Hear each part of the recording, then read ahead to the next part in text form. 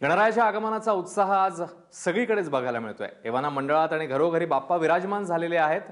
ढोलताशांच्या गजरामध्ये मंगलमूर्तींची मिरवणूक काढत आज बाप्पांचं मोठं जंगी स्वागत झालंय। बाप्पांच्या आगमनाने वातावरणात वेगळाच उत्साह बघायला मिळतोय। वातावरण भक्तिमय आणि मंगलमय झालंय। सकाळपासूनच बाप्पांना आपल्या घरी नेण्याकरता ठिकठिकाणी गर्दी झाली होती।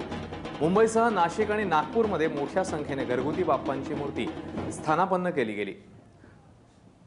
मंगलमूर्ती मोरया, गणपती बाप्पा मोरयाचा गजर आज प्रत्येक ठिकाणी महाराष्ट्रामध्ये प्रत्येक भागामध्ये प्रत्येक गावामध्ये आपल्याला ऐकायला आणि बघायला मिळतोय। कारण मंगलमूर्ती आपल्या घरी, आपल्या मंडपामध्ये, आपल्या सार्वजनिक उत्सवांमध्ये विराजमान झालेले आहेत।